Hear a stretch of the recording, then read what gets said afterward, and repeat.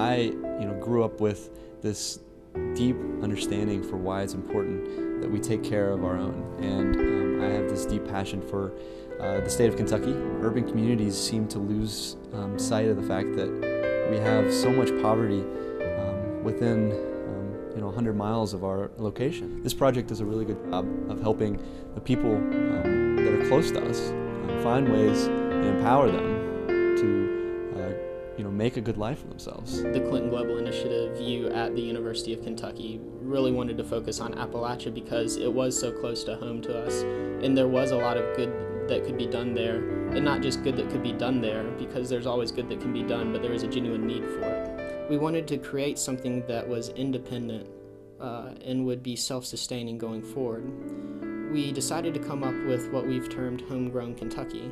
Through brainstorming and sitting down and talking with professionals in the area, we decided that we wanted to do something with sustainable agriculture. We put together a project in Owsley County, developing a farm that's operated by the school. The garden is on 10 acres of land that Owsley County owns.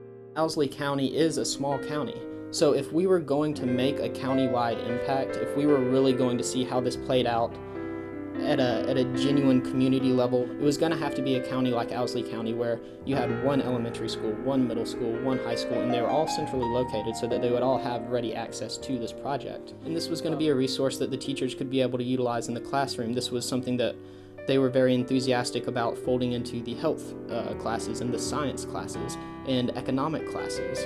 And they had an ag program in the high school, and they have the remnants of a home ec coursework. Well, I'm very excited. I think it's going to really open up a lot of opportunities for children to learn how to grow, how to enjoy the foods that they eat, as well as then how to prepare. Appalachia is the area in the United States that has the highest rates of preventable disease in the nation. On top of that, they have not just the poor health aspects, but a poor nutritional factor that oftentimes exacerbates or leads to those negative health indicators. There are so many food deserts in Appalachia that force young people to eat highly processed foods. We are growing fruits and vegetables that are going to be used in the cafeteria of the elementary, middle school, and high school. And all the kids in all those grades are going to be able to be involved. We also want to encourage more individuals to go to college.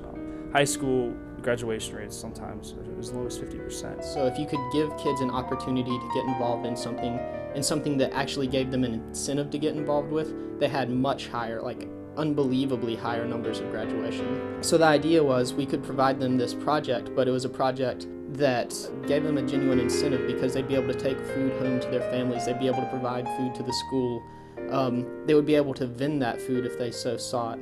And many of the high school students will actually be paid to participate in that program. There's a very big possibility that we could have a strong impact, not just in the health of children, but also in the economic status of all that do end up being involved. There's the opportunity to maybe increase their annual income by up to 20%. In Owsley County, you've lost over 2.5 million pounds of tobacco since 2001, and it's created a hole in our farming economy that's hard to fill. And this program, we're pulling in the farmers market and the produce growers in the county, I think is a great idea. I think it's very important that we get our kids involved in knowing how to raise vegetables and how to supplement their food source because of the high grocery prices that we have now. They need to know the basics of how to get by and how to survive. As the economy gets worse, it's even harder. We've been able to put a greenhouse in effect. We have soil testing that's been done for us. They're also doing a crop plan for us. And the amount of community support, the amount of donation of things like agricultural equipment, it was all there. But there were a lot of very facilitating factors there that the more we found out and the more we delved into that county, the more we realized that it was the perfect place for us.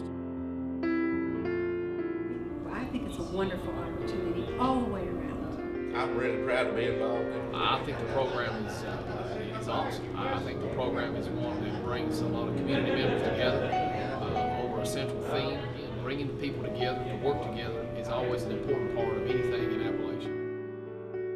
One thing I'm excited about is it's not a one and done. We have no intention of that. We want it to sustain itself. We want to be able to go year after year and hopefully even expand it. It would be a wonderful pilot project for other schools to consider. I could see where a lot of schools in our area would be interested and would have the capability.